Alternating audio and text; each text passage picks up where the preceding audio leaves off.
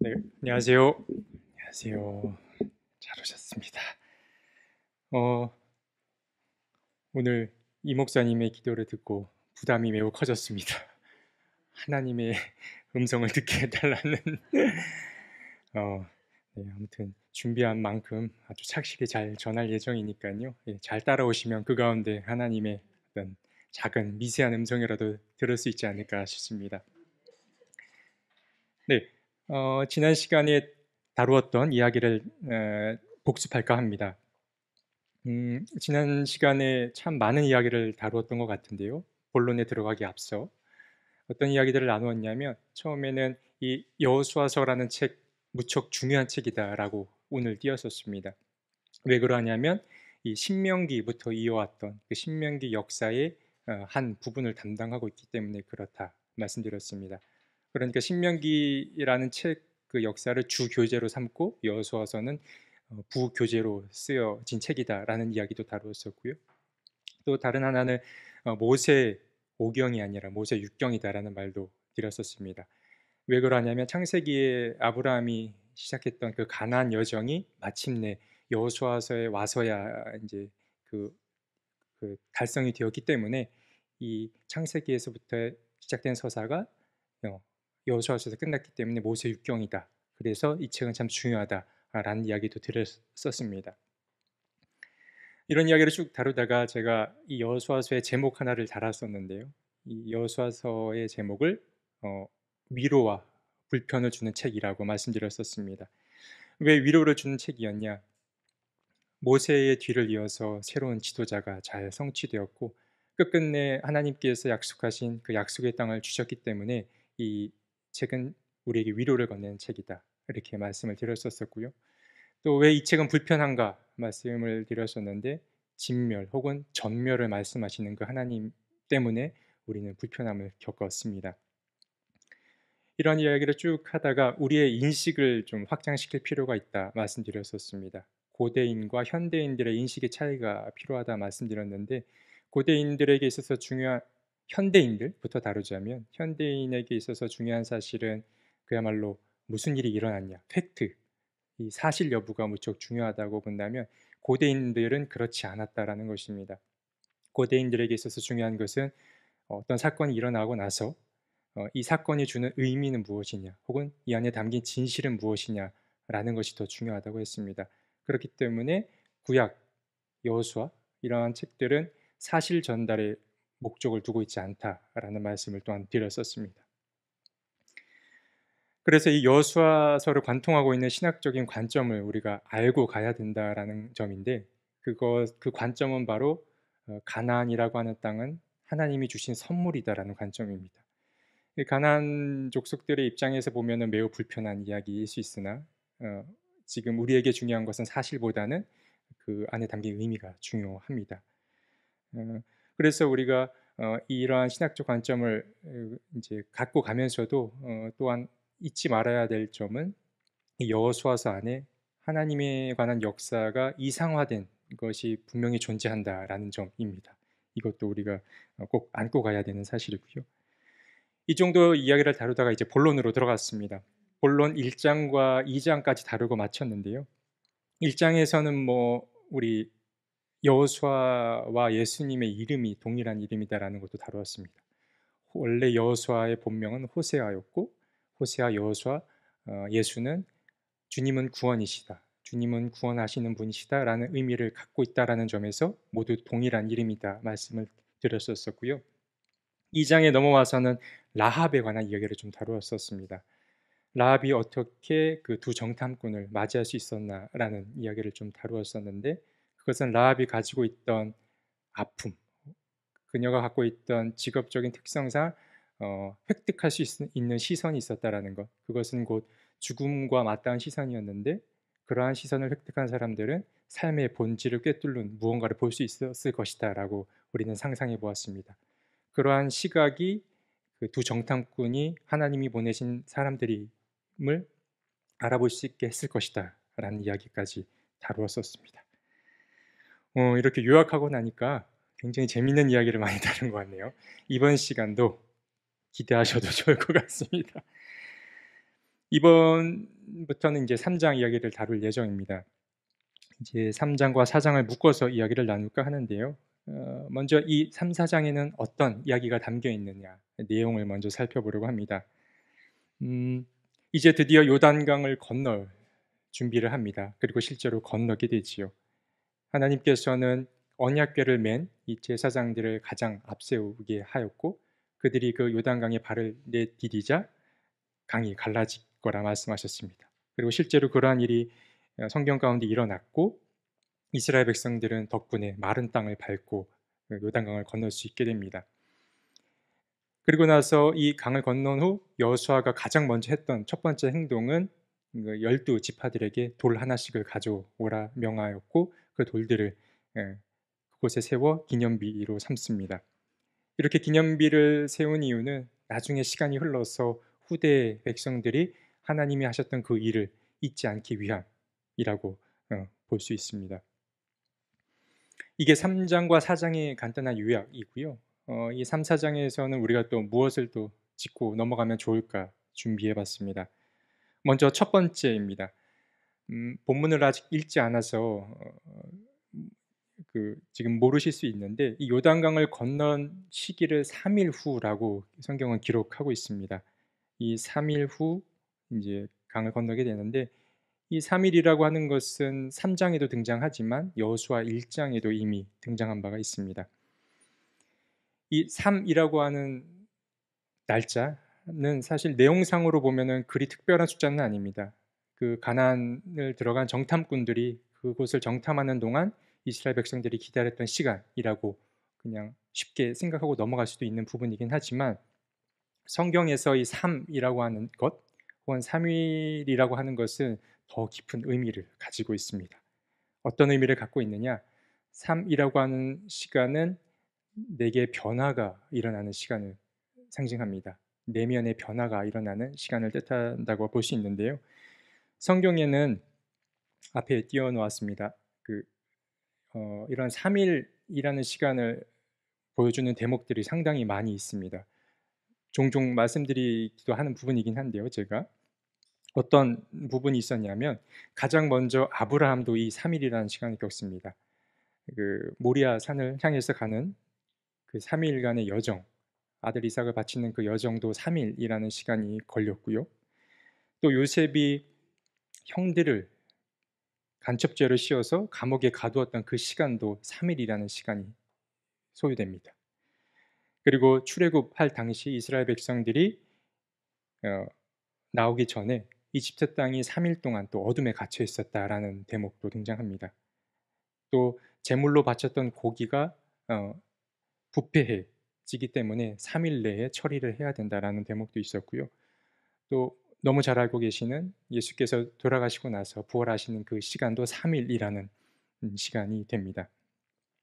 그러니까 이 3이라고 하는 숫자는 성경 내에서 그 상황에 처했던 당사자나 혹은 그 상황 가운데 놓여있던 사람 모두가 어떤 변화를 겪게 되는 시간을 나타냅니다.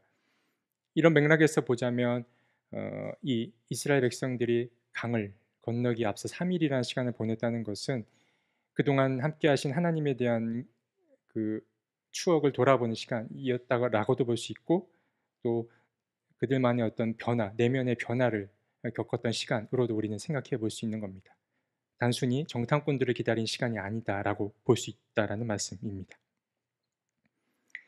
네, 이어서 또 살펴볼 대목은 이 3장과 4장에는 하나님이 어떤 분이신가가 드러나 있습니다.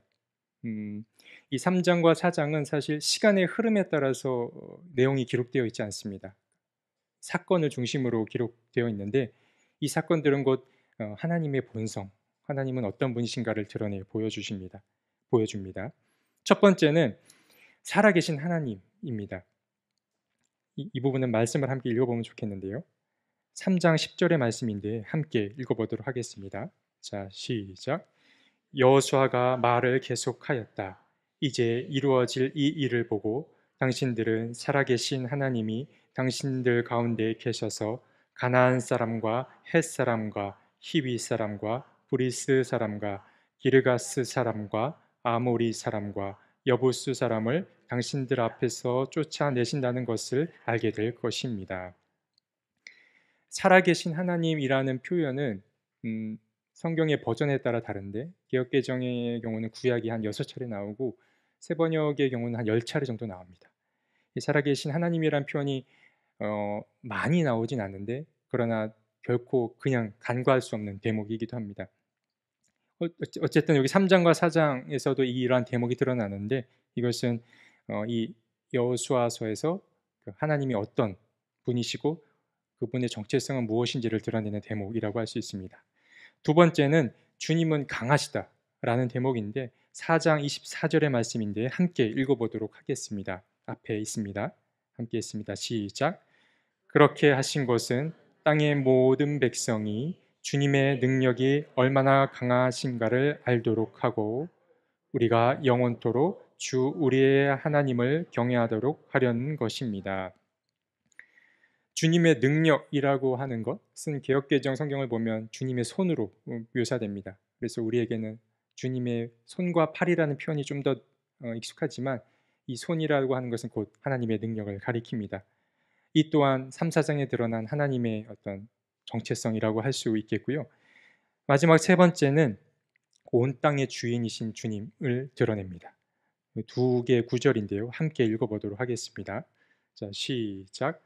온 땅의 주권자이신 주님의 언약궤가 당신들 앞에서 요단강을 건널 것입니다. 온 땅의 주권자이신 주님의 궤를 맨 제사장들의 발바닥이 요단강 물에 닿으면 요단강 물 곧 위에서부터 흘러내리던 물줄기가 끊기고 둑이 생기어 물이 고일 것입니다. 앞에 이렇게 준비해 놓고 너무 작은 글자로 준비해 놔서 죄송합니다. 그래도 조금씩은 흐릿하게나마 보이실 겁니다. 여기서 말하고 있는 온 땅이라고 하는 것은 과연 가나안만을 가리키느냐 혹은 세계 모든 곳을 가리키느냐라는 고민도 듭니다. 근데 이 온 땅이라고 하는 단어의 히브리어 원어는 에레츠라고 하는데 이 에레츠는 이 두 가지 다를 의미할 수 있다고 봅니다. 가나안을 지명할 수도 있고 모든 땅을 가리킬 수도 있는데 다만 이 온 땅이 가나안만을 가리킨다고 한다면 하나님의 능력에 어느 정도 제한이 가해질 수 있기 때문에 우리는 통상적으로 이 단어를 그야말로 온 세계 모든 곳이라고 여기기도 합니다. 어쨌든 이러한 표현 또한 하나님이 어떤 분이신가를 드러내는 대목이라고 할 수 있습니다. 근데 이렇게 세 가지 하나님의 특성을 여호수아가 이제 보여주고 있지만 이것을 통해서 진짜 하고 싶은 이야기는 바로 이 다음의 세 가지입니다. 여호수아가 강조하고 싶은 것은 첫 번째는 이스라엘은 하나다라는 것입니다. 그리고 두 번째는 여호수아의 위상 그리고 공동 기억에 관련된 것입니다. 이 부분을 좀 풀어서 설명해 드릴까 하는데요. 이제 가나안 입성을 앞두고 나서 지파들이 나뉘게 됩니다. 저희는 이 지파들이 왜 나뉘게 되었는지를 잘 알고 있는데 주로 어떤 단체와 집단들이 나뉘었다라고 했을 때는 대부분은 부정적인 의미를 갖곤 합니다. 어떤 힘의 분산이자 민족 간의 분열 같은 것들을 우리는 생각해 볼 수 있는데 그러나 우리가 잘 알고 있듯이 지파들이 나뉜 것은 내부의 분열이나 갈등 때문이 아님을 우리는 잘 알고 있습니다. 지파들이 나눈 이유는 단순히 요단강이라고 하는 지리적인 경계 때문에 이루어진 아주 자연스러운 현상입니다. 다시 말해서 이 분할 혹은 이 분열이라고 하는 것은 하나님의 허락하에 이루어진 아름다운 분열이라고 할 수 있습니다.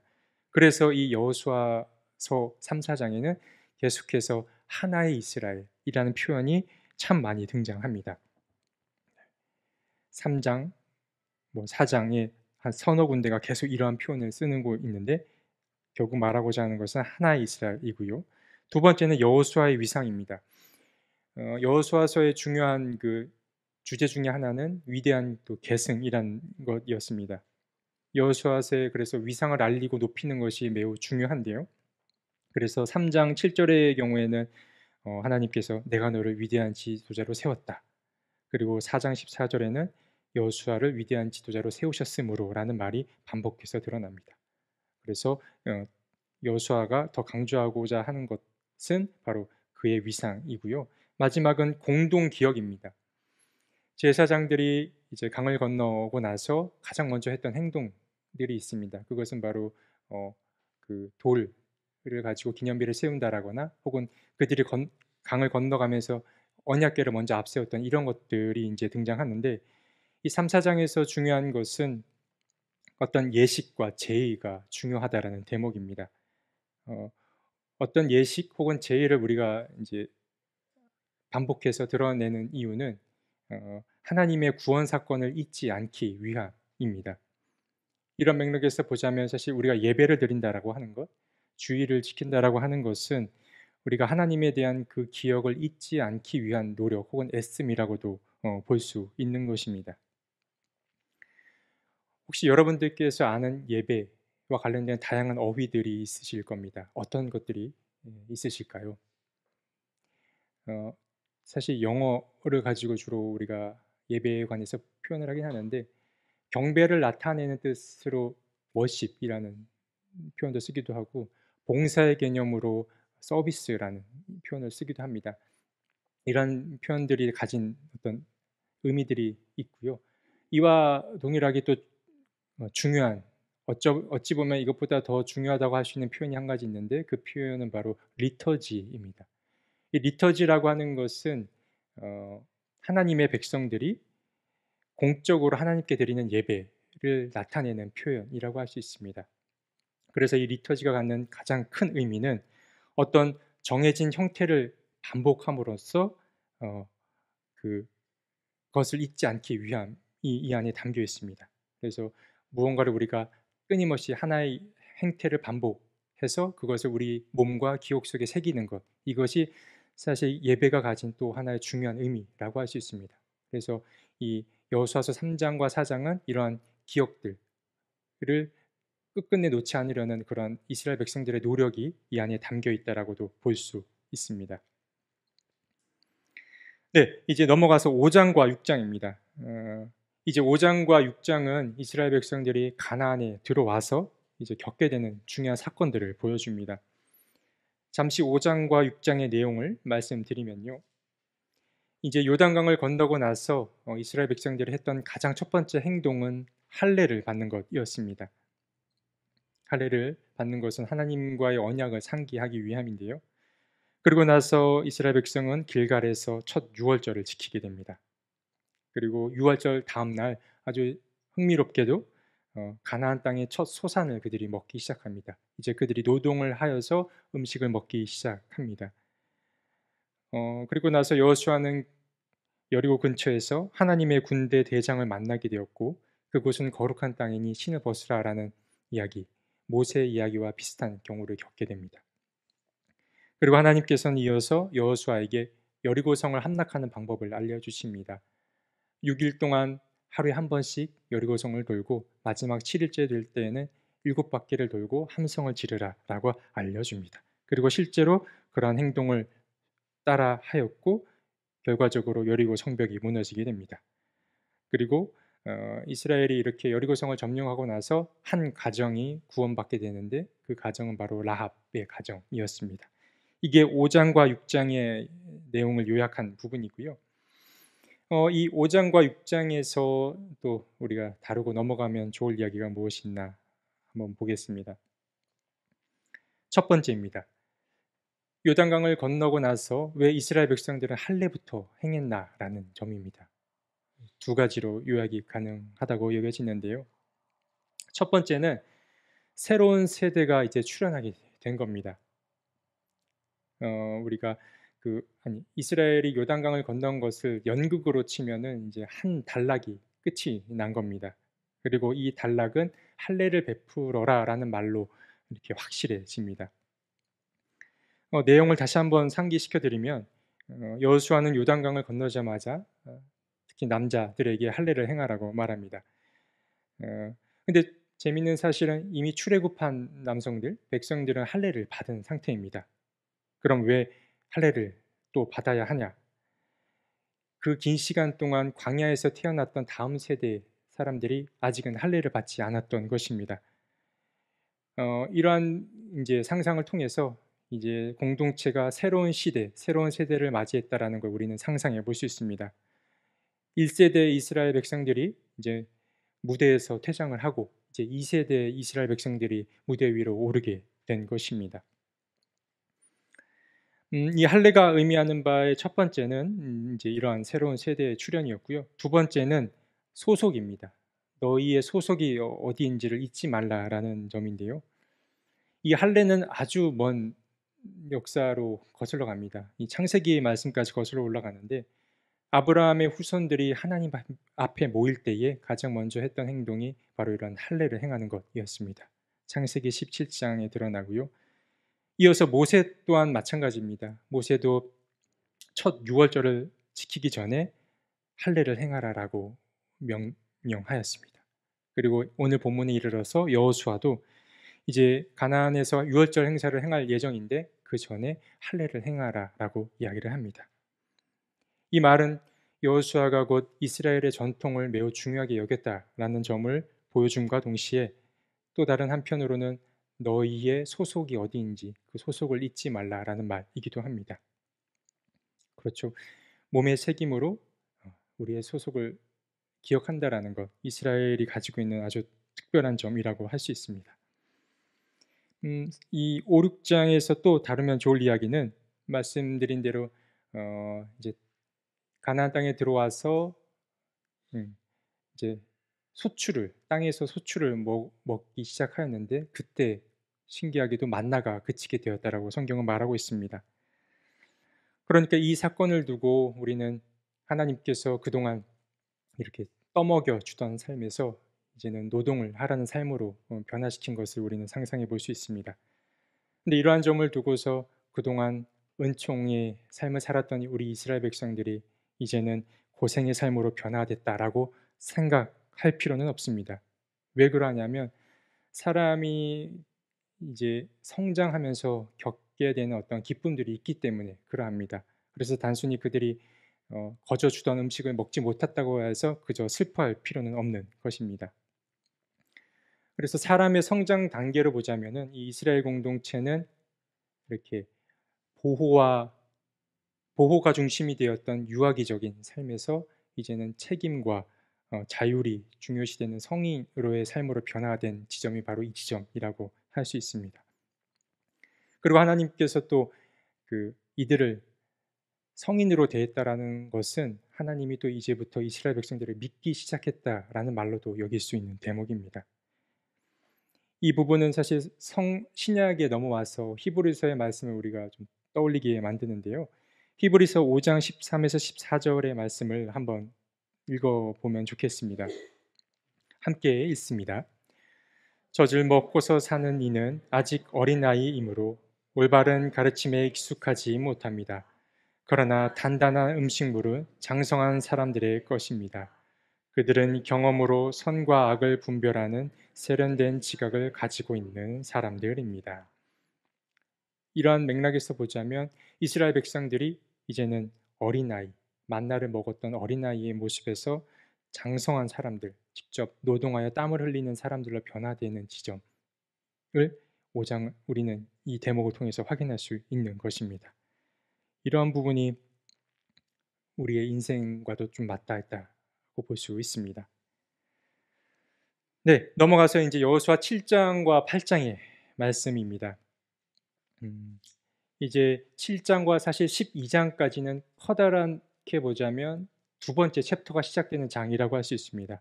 그동안 가나안 땅을 앞두고 있었다면 이제 가나안에 들어와서 본격적인 이제 정복 전쟁이 일어나는 챕터라고 할 수 있는데요. 근데 참 신기하게 성경에는 커다란 성공이 있고 난 다음에 또 실패가 따라오는 걸 볼 수 있습니다. 이스라엘 백성들이 늘 승승장구할까 하였는데 또 커다란 실패를 맞이하게 됩니다. 7, 8장의 내용을 요약해서 말씀드리면 다음과 같습니다. 이스라엘 백성들은 이제 여리고 성을 잘 함락하였습니다. 대신 하나님께서 모든 전리품을 내 것이니 아무도 챙기지 말라라는 명을 합니다. 그런데 그 가운데 아간이라고 하는 자가 그 전리품 가운데 일부를 챙겨가게 되죠. 일부를 몰래 빼돌리게 됩니다.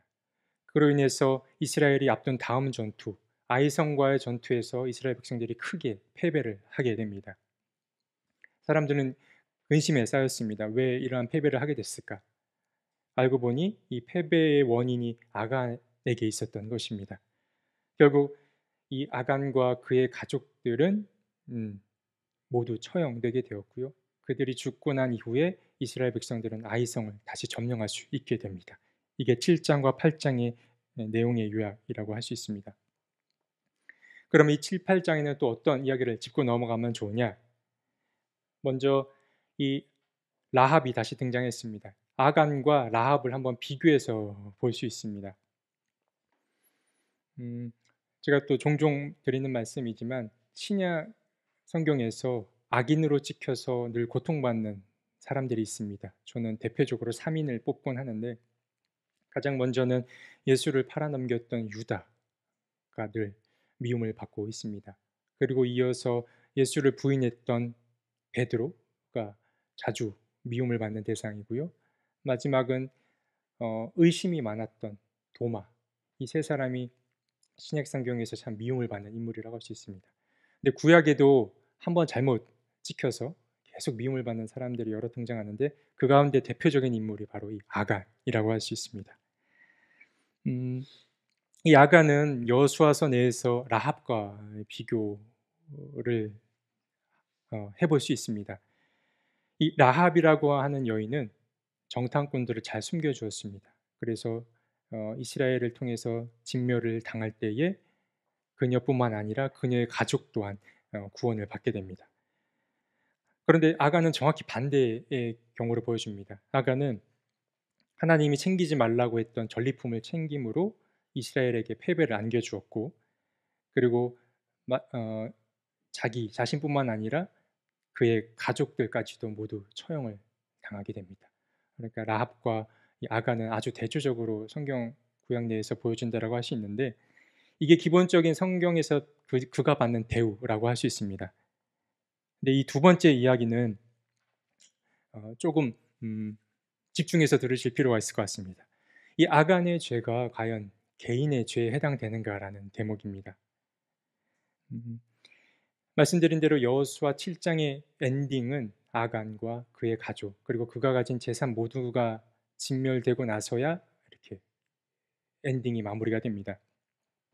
근데 이번 말씀을 준비하면서 이 여호수아 7장은 이 아간의 죄를 개인의 죄로만 보지 않는다라는 견해를 좀 갖게 되었습니다. 아간의 스토리를 다시 말씀드리면 아간이 여리고성의 전리품을 챙겼고 하나님은 그것을 챙기지 말라고 했고 근데 이 죄 때문에 아이성과 전투에서 이스라엘이 패배를 겪게 됩니다. 근데 우리가 집중해서 볼 대목은 하나님께서 이 아간의 죄를 성경 내에서 개인의 죄로 명명하지 않는다라는 것입니다. 우리가 7장 1절을 한번 읽어보면 좋겠는데요. 함께 한 목소리로 읽어보겠습니다. 이스라엘 자손이 전멸시켜서 주님께 바쳐야 할 물건을 잘못 다루었다. 유다 지파에서 세라의 증손이요 삽디의 손자요 갈미의 아들인 아간이 전멸시켜서 주님께 바쳐야 할 물건을 가져갔기 때문에 주님께서 이스라엘 자손들에게 진노하셨다. 여기에서 1번이라고 써놓은 부분을 보면 하나님은 처음에 이 아간을 아간이라고 명명하지 않고 이스라엘 자손이 지었다라고 명명합니다. 그리고 두 번째 대목에서는 구체적으로 그래도 누가 지었는지 지목을 하고 나서요. 세 번째에 보면은 하나님께서 이스라엘 전체에게 진노하셨다라고 이야기를 합니다. 근데 이 7장 1절은 하나의 단면을 보여드리는 부분이고요. 이 외에도 하나님은 계속 이 아간의 죄를 개인의 죄로만 두지 않으시고 공동체의 죄로 이렇게 명명을 하시는 부분들이 많습니다. 7장 1절과 11절에도 보면은 이스라엘 전체가 죄를 지었다라고 하셨고 7장 11절, 12, 13절을 보면 그들 모두가 이러한 죄를 지었다라고 하나님은 이렇게 표현하고 계십니다. 그러니까 하나님께서는 계속 이 아간의 개인의 죄를 이스라엘이 지은 죄 혹은 공동체 전체가 지은 죄로 명명하고 있다는 것입니다. 물론 결과적으로 아간 개인이 죽고 나서야 하나님의 분노가 잠잠해지긴 했지만 이러한 그 전형적인 도식은 고대 사회에서 보여주는 전형적인 그 신을 대하는 대목이라고 할 수 있습니다. 고대 세계에서는 한 공동체를 살리기 위해서 한 사람 혹은 한 하부 조직을 처형함으로써 신의 분노를 달래주는 그런 도식이 있습니다. 그래서 사실 여호수아에서 아간을 대하는 이 대목도 그러한 맥락에서 해석이 가능하다고 볼 수 있는데, 우리가 집중해서 볼 부분은 하나님이 이 개인의 죄를 개인의 죄로만 명명하지 않고 공동체 전체의 죄로 여기고 있다라는 점입니다. 그래서 어, 연대 책임이라고 하는 말을 주로 군대에서 많이 듣곤 하는데, 이 연대 책임이라고 하는 말의 참된 의미는 개인이 똑바로 살아야 돼라는 말이라기보다는, 공동체라고 하는 것은 한 개인이 지은 혹은 한 개인이 했던 행동과 결코 무관할 수 없다라는 것입니다. 그래서 우리가 공동체 내에 누군가 개인을 욕하는 것은 곧 공동체 전체를 욕하는 것이거나 자신을 욕하는 것과 무관하지 않다라는 점입니다. 음, 이런 대목을 통해서 우리 아간이 조금은 편안히 하늘에서 쉬었으면 좋겠습니다. 네, 이제 9장으로 넘어가 보겠습니다. 9장의 이야기는 다음과 같습니다. 간단히 요약해서 말씀드리면요, 기브온 사람들이 깜짝 등장을 합니다. 기브온 사람들이 등장을 하는데, 이 기브온 사람들은 이스라엘을 두려워하여서 사신으로 변장을 합니다. 그래서 여호수아와 지도자들을 만나게 되고 이들에게 자신들은 당신들의 족속과 다르지 않다라고 이야기를 했고, 이 여호수아와 지도자들은 하나님께 묻지 않고 그래 당신들을 받아들이고 하나님 앞에서 언약을 해서 우리 편으로 맞아들이겠다라는 언약까지 세우게 됩니다. 나중에 알고 보니 이 기브온 족속은 이방 민족인 것을 알게 되었고, 그러나 하나님 앞에 하였던 언약 때문에 이들을 내치지 못하고 노예로 삼게 됩니다. 그래서 이 기브온 사람들은 물 깃는 자와 나무 패는 자가 되어 계속 가나안 이스라엘 백성들과 함께 살아가게 됩니다. 자, 9장에서 또 이야기 나누면 좋을 것은 바로 첫 번째는 이것입니다. 진멸 이야기에서도 틈은 있기 마련이다라는 겁니다. 솟아날 구멍은 있다라는 것이 그 기본 민족을 통해서 알 수 있는 대목인데요. 말씀드린 대로 그 여호수아를 관통하는 것은 진멸입니다. 진멸 이야기가 이 모든 것을 이제 이끌어가는 중심이라고 할 수 있는데, 이 기본 사람들과의 이야기가 바로 이 이야기의 틈을 마련하게 됩니다. 한번 상상해 봤으면 좋겠습니다. 당시의 상황을 상상해 보면 좋겠는데, 이스라엘 백성들이 가나안 성 그리고 아이성을 물리친 소식이 가나안 내에 쫙 퍼졌을 것입니다. 그래서 이 가나안 사람들은 점점 공포심에 사로잡혔을 것이고요. 이런 내용 전개상 쭉 가다 보면은 가나안에 살던 어떤 민족도 살아남지 못할 거라는 것을 대충 머릿속에 그려지게 됩니다.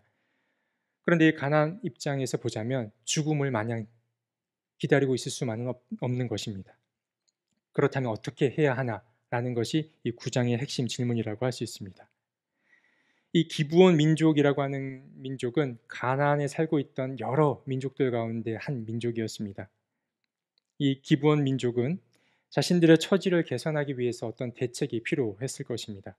그래서 그들이 세웠던 계책 혹은 계략은 바로 속임수를 써보자라는 것이었습니다. 그래서 이 기브온 사람들이 썼던 속임수는 두 가지인데, 첫 번째는 변장하는 것이었습니다. 낡고 헤어진 옷을 입고 또 그러한 신발을 신고 아주 허름한 모습을 이스라엘의 백성들 앞에 보여주는 것이었습니다. 이것이 첫 번째 속임수였고, 두 번째는 그들 앞에서 불쌍한 척을 하는 겁니다.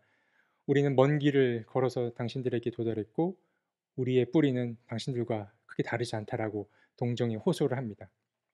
근데 이것이 통하게 되었지요. 그래서 여호수아와 지도자들은 이 백성들을 자신의 편으로 맞아들이게 됩니다. 말씀드린 대로 들통나게 되지만 속임수가 언약을 파기할 수 없기 때문에 이들을 살려두고 노예로 삼게 됩니다. 그러니까 이 기브온 사람들은 이렇게 볼 수 있는 겁니다. 오직 속임수를 통해서만 이 세상에 존재할 수 있었던 사람들, 것입니다. 속임수를 쓰지 않았더라면 어찌 보면 이들의 결말은 뻔했을지도 모릅니다.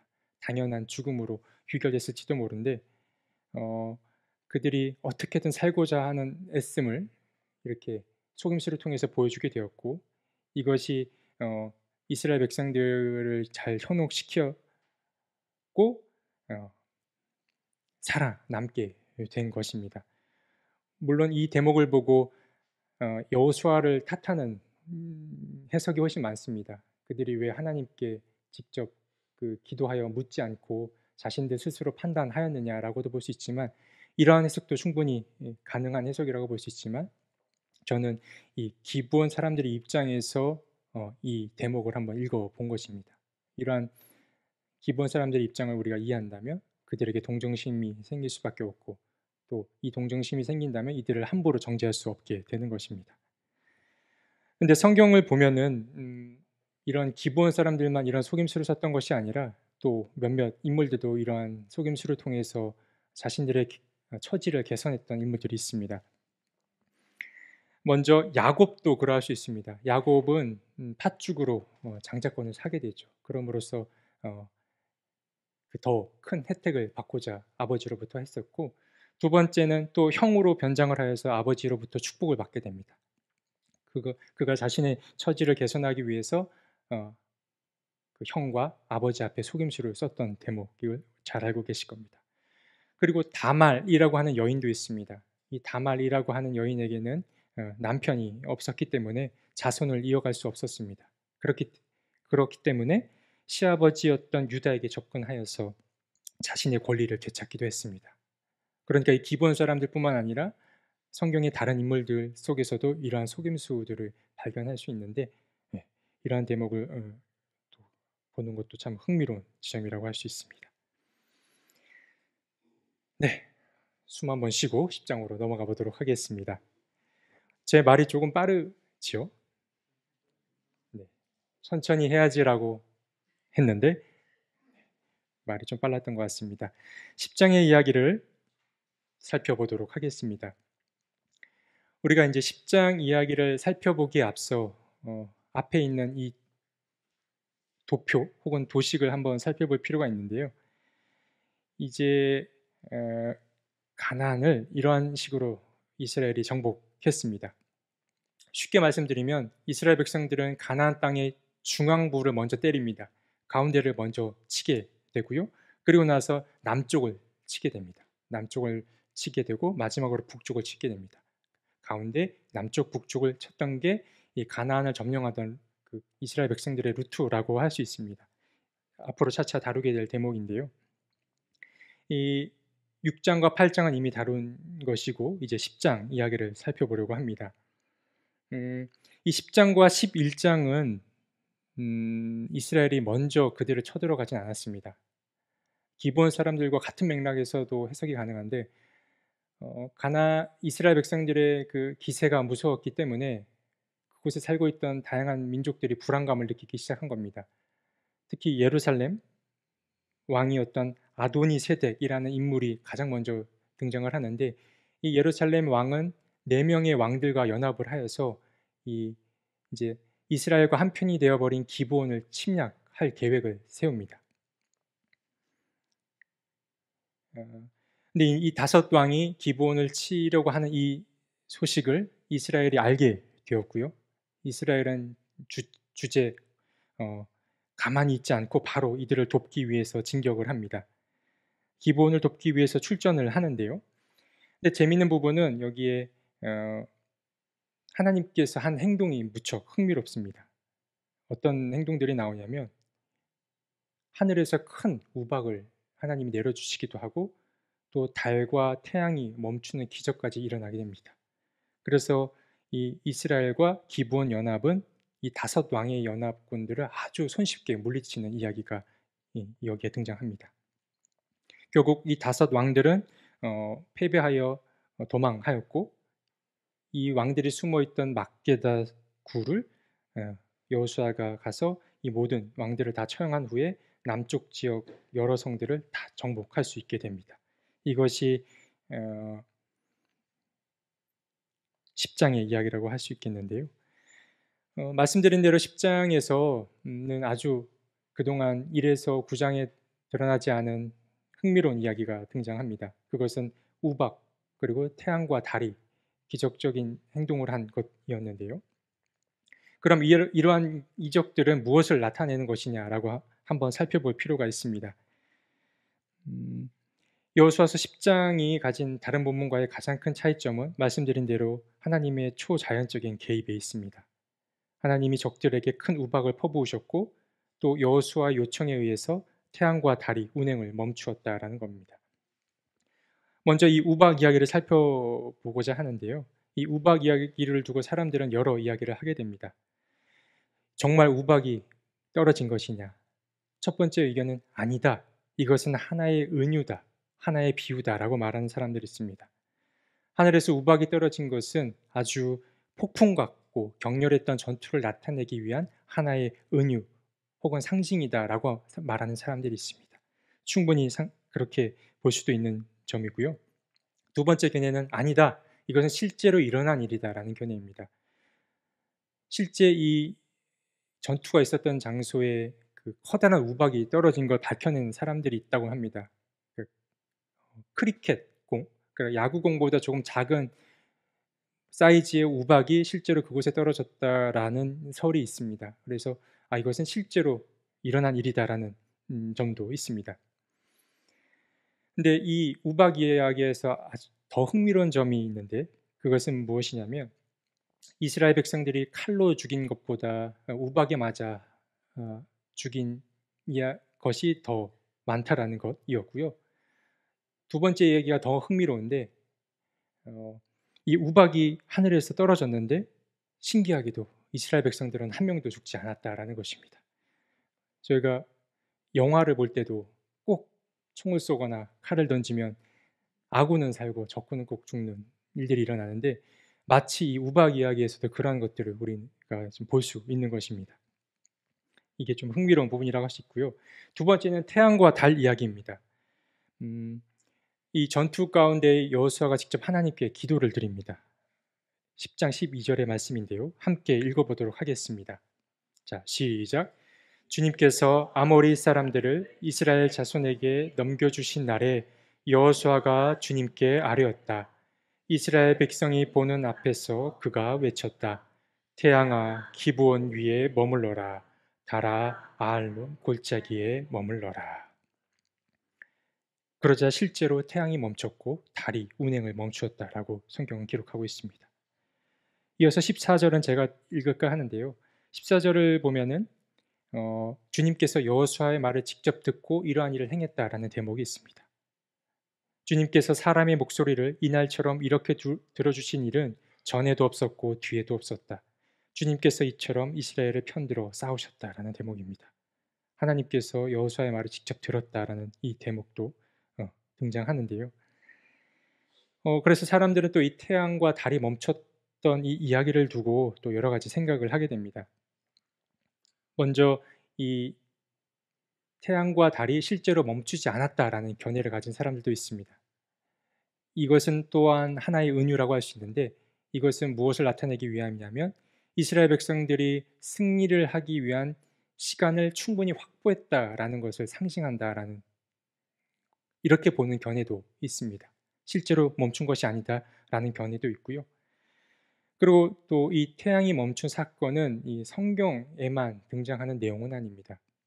호메로스의 일리아드 제2권에 보면은 이러한 부분이 또 등장하는데 이 아가멤논이라는 자와 아케아인들, 그러니까 그리스인들이 싸우는 전투 가운데에서도 태양과 달을 멈추는 이야기가 등장을 합니다. 그러니까 이 이야기가 성경에만 나오는 이야기가 아님을 우리는 또 알 수 있는데요. 그렇다면 이 우박, 태양, 달 이야기는 우리에게 무엇을 전하려고 하는 것이냐? 두 가지로 요약이 가능합니다. 첫 번째는 이스라엘을 위해서 싸우시는 하나님을 말하려고 하는 것이고 두 번째는 자연 만물을 주관하시는 분이 바로 하나님이다라는 것입니다. 첫 번째는 그야말로 하나님의 도움을 상징하는 것입니다. 이스라엘 백성들을 끝끝내 책임지고 도우시는 분이 하나님임을 드러내기 위한 이야기이고 두 번째는 하나님의 능력은 한이 없으시다. 하나님의 능력과 주권이 엄청나다라는 것을 이 10장을 통해서 드러낸다라고 할 수 있습니다. 그러니까 여기서도 사실 어, 그 어떤 실제로 일어난 일, 어떤 사실을 이야기하는 것보다는 어떤 의미와 진실을 드러내는 대목으로도 충분히 해석이 가능하다고 볼 수 있습니다. 예, 11장과 12장인데요. 이 부분은 다루지 않겠습니다. 다음 시간에 다루도록 하겠고요. 이제 11장과 12장까지 들어가면은 한 절반이 딱 됩니다. 절반이 되는데 뒷 이야기가 많이 남았다고 걱정하지 않으셔도 됩니다. 뒷 이야기는 제가 다음 시간에 말씀드리겠지만 들어가서 땅 분배하는 이야기들이 거의 대부분입니다. 그래서 저는 그 대목을 노잼장이라고 했습니다. 재미가 없는 장이라서 많은 목회자분들이 이 부분을 건너뛰고 설교 본문으로도 삼지 않는다고 합니다. 근데 그럼에도 불구하고 노잼 속에서 유잼이 있습니다. 또 발견할 수 있는 좋은 대목들이 있기 때문에 다음 시간에 한번 다뤄보도록 하겠습니다. 네, 제가 기도하고 오늘 모임 마치겠습니다.